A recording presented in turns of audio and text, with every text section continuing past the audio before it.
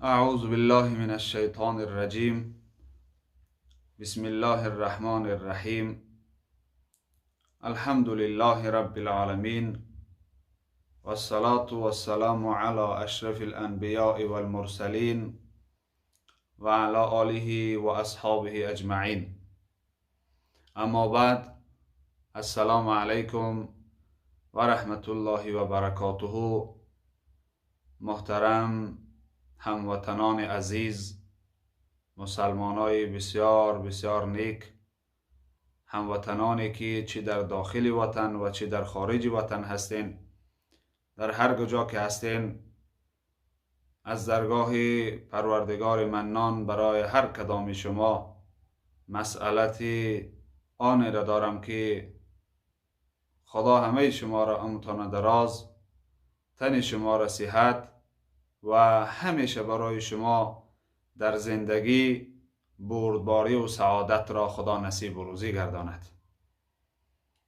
دوستان عزیز، این موضوع برای یک نعمت بسیار عالی قدر که هنگام تجلیل آن نعمت ما و شما قرار داریم که روز وحدت ملی تاجیکان هست، سپاریده به این نعمت ما و شما بخشیده بر این نعمت یک صحبتی را با هم داشته باشیم.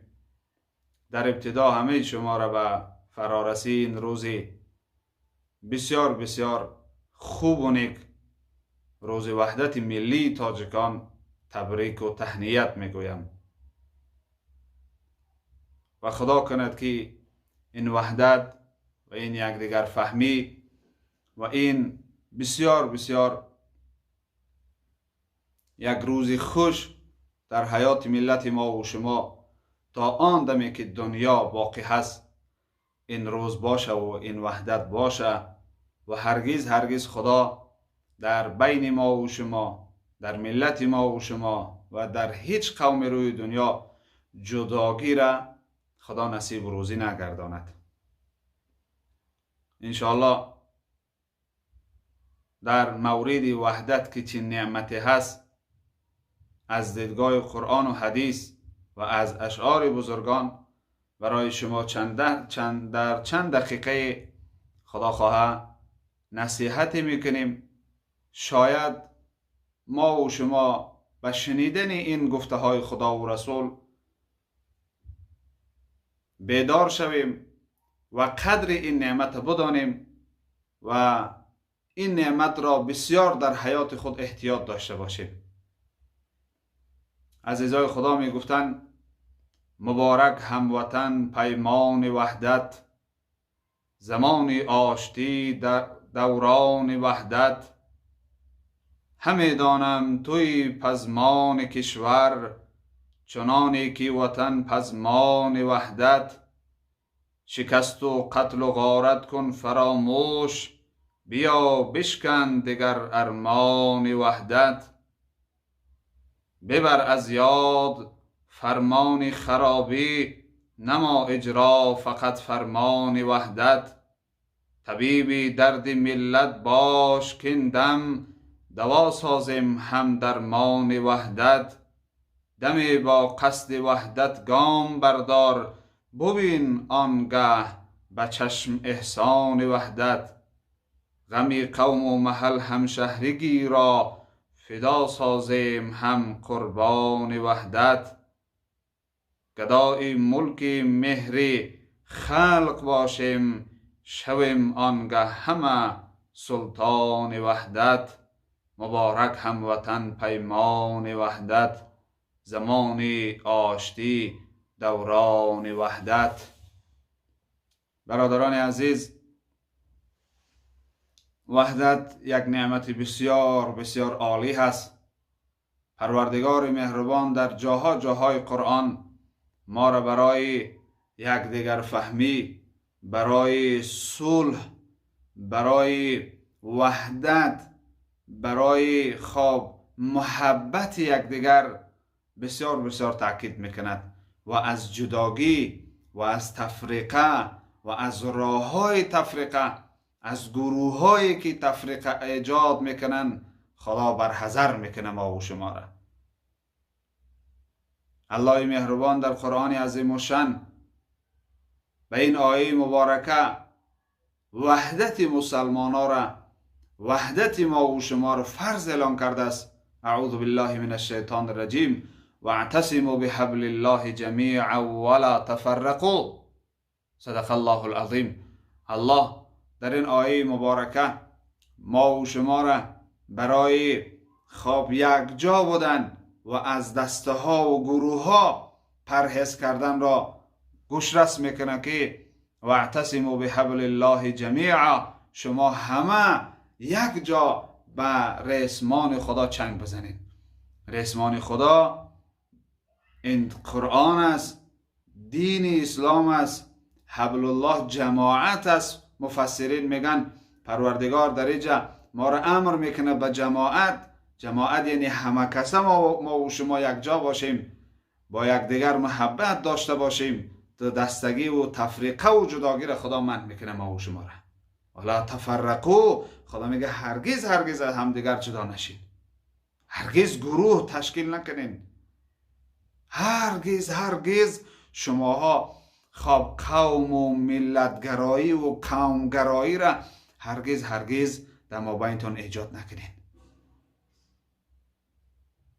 خدا را شکر که امروز الحمدلله که در ملت ما و شما یک روز را برای روز وحدت، روز عید اعلان کردن، عید ملی مردم ما قرار گرفته است. یک روز خواب 27 ایون روز وحدت ملی اعلان کردن که این یک روز بسیار خوش است.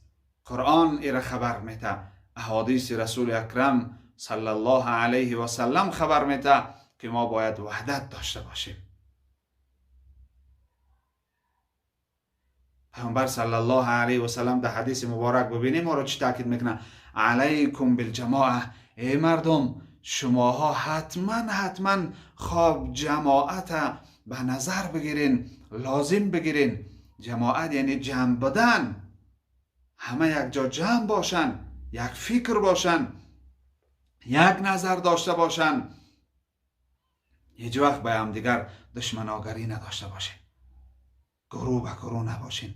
حتی در حدیث مبارک می آید که رسول اکرم صلی الله علیه و سلم در حدیث آمده است، اسامه ابن شریک رضی الله عنه روایت میکنه که پیغمبر صلی الله علیه و سلم گفتند ایما رجل خرج یفرق بین امتی فضربوا عنقه. این حدیث را خواب ابن حبان روایت میکنه. در جامع الاصول آمده است که پیغمبر صلی الله علیه و سلم گفتند هر انسان اگر در مابین شماها، در مابین امت من پیدا شد و خاص جمعیت امت مرا، اتحاد امت مرا، وصلت امت مرا، صلح امت را خاص از بین ببره، مردم تنج امانن، زندگی خوب دارن، خواب همه جنبه زندگی هاشان نیک است. اگر کسی خاص ببراید به اندک بهانه ها، به اندک سبب ها، به خاطر اینکه خودش خواب سردار قوم بشوه، به خاطر اینکه خودش خواب صاحب عزت و آبرو و وظیفه بشوه، به خاطر اینکه خودش صاحب دا و دستگاه بشوه و مردم شورش میدازه، مردم خواب ما بین مردم بدی ها ایجاد میکنه، میخواه فتنه کنه. پیغمبر صلی الله علیه و سلم گفتن فضربوا عنقه، او را گردنش بزنه، شما اجازت ندین که در مابین شما او تفریقه بکنه، مابین شما خواب دشمناگری را ایجاد بکنه، مابین شما بدی را خواب زنده بکنه، مابین شما خواب بخیلی را زنده بکنه. این بسیار بسیار انسانی بد است که پیغمبر صلی الله علیه و سلم گفتن گردن او را بزنید. دیگر روایت پیغمبر صلی الله علیه و سلم فقتلوه گفتن او را بکشید، نگذارید ما بین شما چیکار کند؟ بدی را و دشمناگری را ما بین شما پیدا کند. برادر عزیز، خواب بسیار بسیار دوستان عزیز، این وحدت یک نعمت بالایی هست و خدا همه چی را یافته می شود. ما گرسنگی را سر می گذرانیم، به خانه و بیدری ای سر گذراندن سبکتر است. مقصد نان نیافتیم چند روزه ای گرسنگی ما هلاک نمیشیم. خاندان پیغمبر صلی الله علیه و سلم گرسنه ماند، خاندان صحابه گرسنه بود، خاندان عزیزای خدا روزی بود که نان نمیافتند بخورن، اما وحدت هرگز از دست نمیدادن. برای که امروز ما نان نداریم، برای امروز که ما یک روز خواب گرسنه ماندیم، یک روز کمی نادار شد، حالی که خدا را شکر که این خواب شب و روزی که ماها زندگی داریم که به خدا هیچ خاندان بزرگای پیشتری ما و شما نداشتن. به خاطر اندک کمبود یا که یک نفر ما و شما را کمبودی ها را پیشه کرد، انای خیلی کمبودی ای، انوتری کمبودی ای، اینای خیلی خواب گپای گفته ما بخیزیم دشمناگری کنیم، ما بخیزیم دو دستگی کنیم، ما بخیزیم وحدت های دست بتیم. این بسیار گناهی وزبینه برادر عزیز، بسیار گناهی وزبینه. وحدت مسلمان ها فرضه برادر عزیز، با آیه‌ای که در اول خواندم.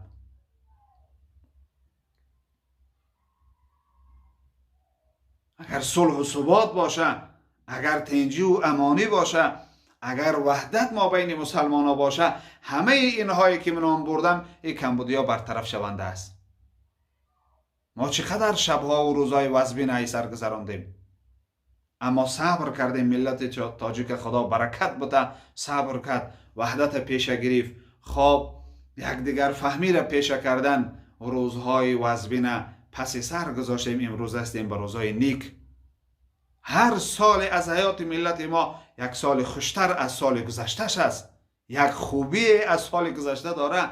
آیسته آیسته صبر کنیم. خدا خواه ما به روزهای بسیار نیکی در پیش انشاءالله داریم و به اون روزا میرسیم خدا خواه.